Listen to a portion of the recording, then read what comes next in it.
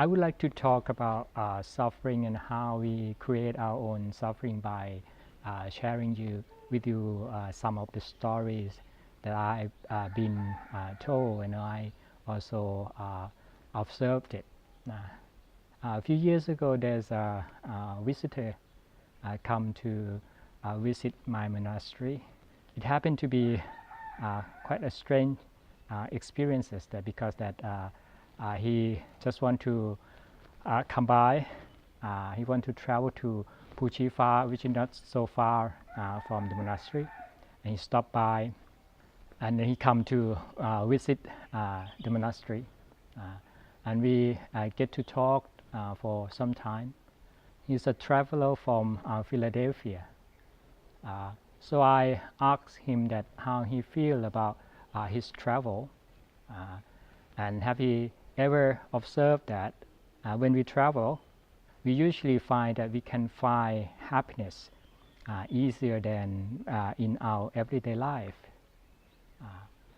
Even for myself, when I visit India some years ago, I found myself that I enjoy watching people washing their cloth, which is normally we don't find that we can enjoy the normal every ordinary thing like that. But when we travel, it seems that we can find happiness easier, and also that we can also let go of something that we don't like. When you travel, it doesn't mean that you will be free from problems. Sometimes we have some problem with a taxi driver or other thing, but it can be easy to let go. We don't take it so serious. Why is it like that? Because that we know that it is traveling, and we're not staying for that place for a long time. But in our everyday life, we seem to take all these things more serious, because we tend to feel that this is our life. This is where we are. We're going to stay here for a very, very long time. But in fact, our life here in this world is also temporary. We come to live in this world for some time, and then we have to leave someday. So our time in this world is not permanent. We're not staying here forever. So coming to the world, staying in this world could be like a traveler come to visit the world for some time and then leaves again. So if we take this perspective into living our life, you find that it's easier to let go something that we don't like.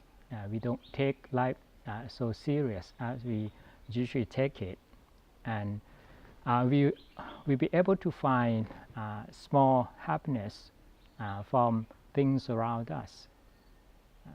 So the way we find our own happiness and the way we create our suffering usually come from the way we see life. So as I try to explain to you now, that a visitor from Philadelphia, when he heard about this one, he find it's a new thing for him, because that he never see this in this way before.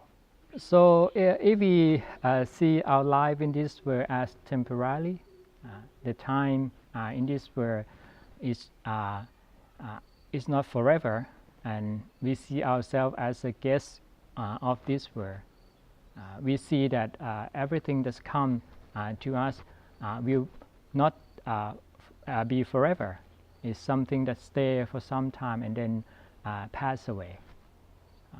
So in this way that we can learn to live our life in a skillful way, not taking something that makes us unhappy, something that we don't like so serious. And we can also enjoy our life more. It is the same with you all when you travel to many places in the world, and we can come back, enjoy our time living in our everyday life in the same way that we enjoy our traveling. So this is the perspective of seeing in this way, and we can see that we tend to create our own suffering by taking things too serious and then not try to find happiness from something that seems to be simple in our everyday life. But actually, all these kinds of things can bring us happiness. Another thing that I would like to share with you is that when I visit the West, I have some Western friends, and then we discuss something about life. And I tend to see the way people in the West are trying to find their own happiness. It could be similar to a mountain climber. A lot of people like to do this kind of thing so much. It could bring excitement and could be like adventure for life. But have you ever noticed that every time the people go to the top of the mountain, reaching their goal, how would they feel about it? How long that happiness from reaching the goal stay with them? Is it for a long time? Actually, you see that it's not stay for long, isn't it? Because that after we reach the top of the mountain, reaching our goal, the happiness from doing that gradually disappear, and then we try to find the new height, the new destination that we want to go again. So in this way, that in living our life, if we are not careful about how we see things, how we create our own suffering, we could be like all these kind of mountain climbers. We have some goal in our life, and then try so hard to reach that goal. But when we got it, instead of enjoy it and staying for a long time, we're looking for the new thing and run for it again. I really like the similes of Ajahn Chah. He compared, I don't know that in his life whether he has a lot of time to watch football games or not, but this is his observations about football game. And he said that, why is it like that? All the field, in the big vast field, there's only one ball in the field, and everyone, 20 of them, try to run their life to get that ball. When they reach the ball, instead of staying or keeping it with them for a long time, they kick it out and then run after it again. So this is the observations of Ajahn Chah trying to explain how we live our life in this world, trying to look for something that we can run for. But when we arrive at, or when we get it, we tend to be unhappy. We can't be able to really enjoy it as we expect it to be. And eventually we find something new and go for the new thing. And it happened like this again and again. And that's why that people find that living their life this way couldn't bring them satisfaction, couldn't bring the real happiness in their life. So this is all that I like to share with you on these themes of suffering and how we create our own suffering. From the Buddhist perspective, we try to observe what's happening in our life, the way we live our life, the way we see things, observe it, and see how this way of seeing things create us suffering or help us to be happier. Usually it's not that difficult. It's not so sophisticated, but it's more simple than many people think. Because trying to make ourselves happy, we can just do it by watching things around us, observe things as they are, and we can eventually see that happiness is just all around. We can just learn to take them in a skillful way, not to take the problem so serious, and then enjoy the time that we can be really happy with our present moment. Another aspect that I would like to talk about on the themes of suffering is that a lot of time that we create our own suffering by putting into our own self-image. We want ourselves to be accepted in a certain way, and then we create our own image that we want other people to see us in that way. And usually the image that we are created is not the real reality that we are. So this kind of self-image could go into a very strong way, and we can attach to it, and then can bring so much suffering in life. When I was in England some years ago, there's a news on that about a man who used to be a medical student before, and then he failed his examination. Sorry, I cannot remember the word right now. So he cannot finish his education. But then he don't want his parents to be unhappy about it. He don't want his parents to be disappointed about his failure. So he chose to tell a lie.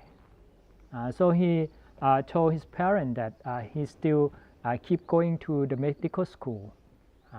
So you can imagine that by the end of the years that he should be graduated. So he told his parents that he graduated. He have to tell another lie on top of it, telling that he works as a doctor in the hospital somewhere. And he used his life in this way, telling a lie and a lie to protect the lie that he tell his parents before. When he get married, he also tell his wife that he's a doctor, and he go to work as a doctor every day. But in reality, he go and sitting in the park, sitting on the benches, and then try to do something to kill the time. Eventually, the wife get to know about this one. But then when everyone know the truth about this one, he killed himself. So trying to protect our own image, trying to provide something that we want people to see us in a good way, but we are what we are.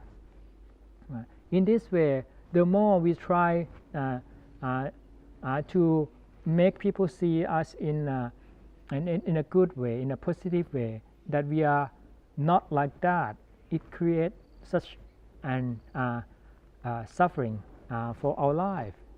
Instead of accepting ourselves as we are, and then help people to see that this is what we are, and learn to accept ourselves.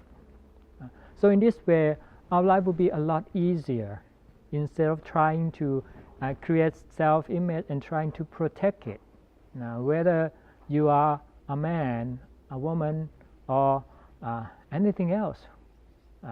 People tend to do it all the time, trying to set up something that so people can see them in a good light.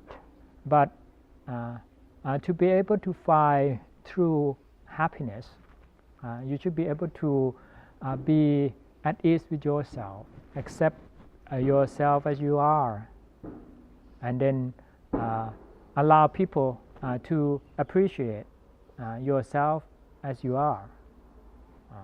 This is another aspect that we can observe about the way we live our life and the way we create our own suffering. And once we understand that we create suffering that is not necessary for our life, we can learn to let go. We can stop doing it, stop doing creating self-image, the wrong self-image, and then you will find that you will be free from all this burden that you carry for a long time, and learn to enjoy the new freedom of not having to do anything to please other people, not having to do something to protect such self-image that you create for yourself.